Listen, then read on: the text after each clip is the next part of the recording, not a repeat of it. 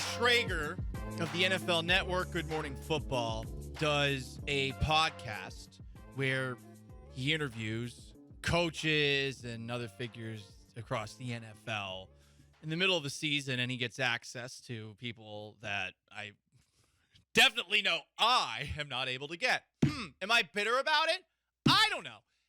Anyway, Peter Schrager spoke with former Carolina Panthers head coach, now turned Nebraska head coach, very wealthy man, Matt Rhule, about his time in Carolina, and asked him if Rhule had any regrets.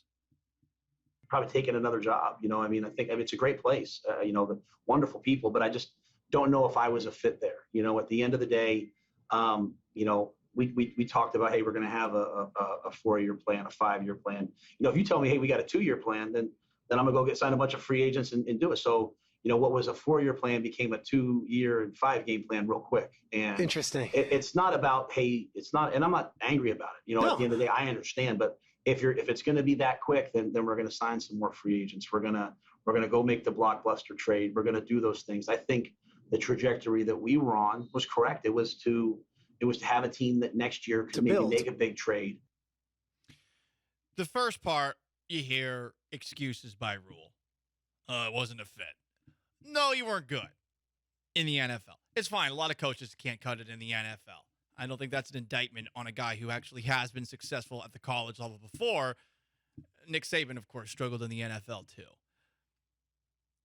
As he goes on, though, don't you hear a little bit of, maybe entitlement's the wrong word, but an expectation that he was going to get more time? And you shouldn't get that much time in the NFL these days. It really does vary owner to owner as far as how reactionary a team might be. You've seen the Pittsburgh Steelers be very, very calm, cool, and collected when it comes to head coaches in particular. Their last 3 coaches are what? Chuck Noll, Bill Cowher, Mike Tomlin. I mean, that's incredible stability, especially considering the Steelers haven't been great every single one of those years. They've been good for the majority of that time. But is that because of the continuity? I don't know. I think that they might have actually just hit a home run with 3 straight hires. Or maybe it's a home run with Noll, and it's a double with Cowher, and it's a single with a runner going from second to third with Tomlin. Or maybe it's vice versa. Honestly, Tomlin and Cowher are pretty comparable. But whatever the case, they both were successful NFL coaches. And then you take a look at the Cleveland Browns. I mean, can you even remember all of the coaches that they have had over the past decade? Freddie Kitchens, Rob Chudzinski, Hugh Jackson. And there are others who I'm forgetting. Many of whom I imagine were very boring sounding. Then you look at the Browns front office and what they've run through. There was a Sashi Brown in charge of things at one point. Wasn't there some guy that was from, maybe that was Sashi Brown, but from like the analytics world of baseball? Like, wasn't it one of the guys who was from Billy Beane's Moneyball system who came in? And now it's Andrew Berry. Cleveland has been very quick on the trigger. It hasn't worked out for them. But those two situations, don't think about them. Think about your own individual situation. If you don't see any progress out of your head coach, first off, over the course of his first season, you should have the stones to say that he's not the guy. I didn't have a problem with the Texans firing Culley after last season. He wasn't good, and he sounded like a dummy at press conferences, which doesn't inspire a lot of confidence with the fan base. I don't know what he was like when it comes to his relationships with players, but this thing would not necessarily be better if Culley was still here this year. Lovie Smith, better coach than Culley, mainly based off of experience. But how much better of a coach is he than Culley?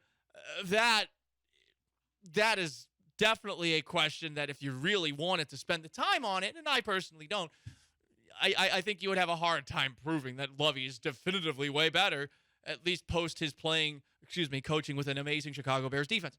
He has not shown, Lovie Smith, any signs that this is getting better over the course of this year. And yeah, Culley and the Texans really, it was the last month of the year where they finally were able to hit the switch, I guess, and look somewhat competent and competitive in games. They beat the Chargers. They almost beat the Titans at the end of the year.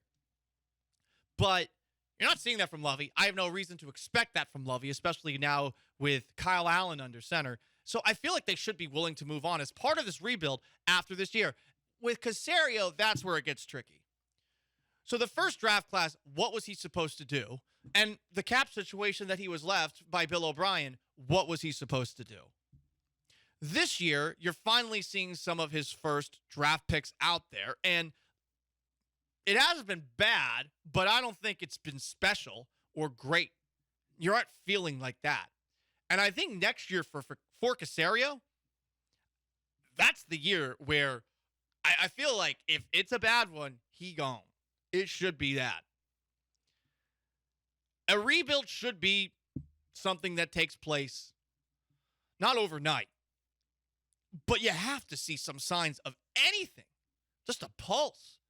And you don't have that in any facet of the organization right now. And I'm really curious as to how Cal McNair, a rather hands-off owner, is going to handle this. I don't feel great about it.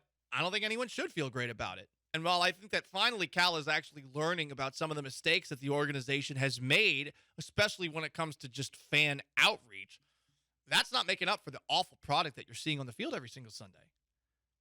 But how long is a rebuild supposed to take? Matt Rhule, the way that he was talking about it, sorry, bro, it don't work like that. It doesn't take that long. It shouldn't take that long. You should be able to turn the page, not overnight, but rather quickly. I think 2 to 3 years is the limit for a regime. And if you're not seeing enough right away, bye, get out. Don't be you know what? Have some balls and move on. It's very easy to tell if someone isn't the guy at quarterback. It's very easy to tell if somebody isn't the guy at head coach. You should be able to pull the trigger on those two very quickly. And one thing that can help speed up a rebuild is nailing the quarterback position. And so I've already seen this take out there of, well, maybe the Texans, they don't draft Bryce number 1, and then they try to get Caleb Williams number 1 next year. What do you think of that? Is that no? Can Nick Caserio even afford to no, have the number 1 pick 2 years in a row? They have, like right now, they have to take Bryce Young. You're going to lose more fans if you don't have anything worth getting excited about next year. And the quarterback's the only thing that's going to make anyone care. That's it. And it might work out. It might not. Honestly, I don't know. I like Bryce Young. I do. But he's small. And he's not going to be playing against SEC defenses. He's going to be playing against NFL defenses. And he's going to have to figure out how to be very careful with the way that he scrambles around. Kyler Murray has had this problem the first couple of years in the league. And Kyler Murray is more athletic than Bryce Young.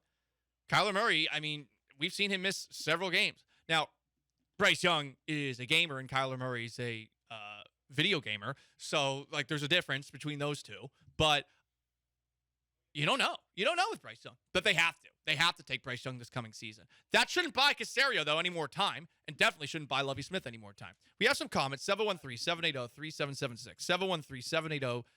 713-780-ESPN. How long do you think the Texans rebuild is going to take? The Texans are in perpetual rebuild, never ending until that D-bag sells the team.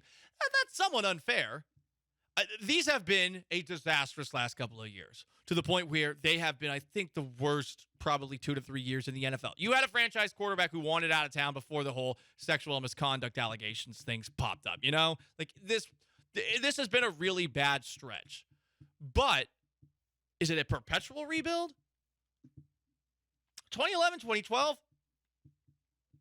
there were some people who thought that they were a Super Bowl contender. I never believed that. And from 2014 to 2019, this team wasn't a Super Bowl contender, but they were watchable and they were good. And watchable to good, that has been good enough for the Texans in the past, given that the first 10 years were so hard for them to actually win games, be plus 500. So let's not be completely unfair here. This is a perpetual rebuild. It feels like it will be a perpetual rebuild. I think that's fair to say. Yeah, and the fact that they have made no steps to being respectable in the last 3 years. Exactly, yeah. Yeah. They've just been awful. The last Deshaun year in 2020 when Bill O'Brien gets fired. Awful last year with Culley. Yeah. Probably the worst yet this year. A couple Twitch comments, twitch.tv/ESPN97.5, and that's Sean Mapes behind the glass.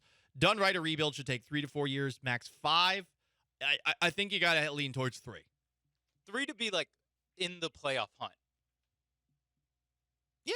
I'm not even saying make the playoff. I'm just saying like go 7-9 or Exactly. 7-10. Being the Astros bad for 4 years is unacceptable in the NFL. It is. It's too. There's too much parity in that league. So like the 4 to 5 stuff. No, 3. 3. The team has to be competitive. And so that means next year the Texans have to be competitive, which is maybe unfair, but like I don't think it is. Like next year, you're gonna have to do quite the spin job on your situation and bring in guys who want to be here. And honestly, right now, that's an uphill battle with the way that Jerry Hughes and Brandon Cooks have been acting. You know, Hughes hasn't been unprofessional, at least, about it. What else do we have? Cypress Jeff. I think it was Floria who said it the other day. The Texans will never stand a chance at success as long as Cal is the owner. I've been saying the same thing for years now. I would say the same thing, but look at the Dolphins and Jets, who both have boobs for owners. I mean, they're both finally showing something this year. Is it going to sustain itself? I don't know, but I think that's wrong. Battery chucker, you can't build like baseball or basketball and have a roster that lasts 10 years. That's true, and that's why it worked for the Astros, and it's different in the NFL. We do have a couple of calls here. Broadcasting live from the Veritex Community Bank Studios, it's the Paul Gallant Show on ESPN 97.5 and 92.5. The most interactive sports talk show in Houston, 713-780-3776. How long is a rebuild supposed to last in the NFL? I think year 3, it's got to be complete. You got to be at least somewhat competitive. A contender, maybe that's going too far, but come on. You got to be in the playoff hunt. It's a 14-team playoff in 2022. Come on. It's probably going to get even bigger, honestly, over the years. Jason has a thought on rebuilds in the NFL. Jason, what's up? Hey, what's up, Paul? Thanks for taking my call. So my thing about the rebuild, I think, well, I'm a couch GM just like most of us, but I really think that we're overthinking it because, you know, when you make major changes like that, a lot of teams aren't good the following year. And we've been, in existence for 20 years now. We've had a couple of playoff wins. We're just spoiled. I think the fact that Nick Caserio came from New England, and correct me if I'm wrong, he was a person who basically looked at the later players in the draft, so maybe like the 4th, 5th, 6th, 7th round. So maybe he's not used to picking in the early rounds like that because it wasn't his thing when he was in New England. But this is just me being a college GM. Jordan Love. I like Jordan Love. You want Jordan Love? Free agency. Yeah, take him in free agency. Next year, he's a free agent next year, right? Mm-hmm. Or trade for him. I think he's a free agent. But sign him in free agency, trade that first pick maybe down, or pick Will Anderson and then just go from there. Keep Lovey for two reasons. Because you don't want to get rid of another head coach the following year, and it looks bad on Nick Caserio's resume to have 2 coaches in just, a couple of years of being a GM. I get what you're saying with that last point, Jason, but I don't think you can be scared of making tough decisions because it'll make you look bad. You have to not care. And honestly, to go back to this past offseason, it would have been probably very strange if they hired Josh McCown, but could it have been any worse than what we have seen thus far, Like, I think that it would just be different. And I'll let you finish your thought. I heard you in the background for a second. All I'm saying is they hired Lovie Smith, and it felt like it was a reactionary change to Lovie Smith at the last second. And what you're getting with Lovie Smith is kind of like the second half of Lovie Smith's career, which with the Bucs and with Illinois was not good after a great start, at least for most coaches, with the Chicago Bears. True, but you have to think of the other coaches who do get a second chance, who have, were in the league. They left because they sucked. They went other places. They did okay, and then they came back. And, coaches are being recycled, right? It's a thing. We know that.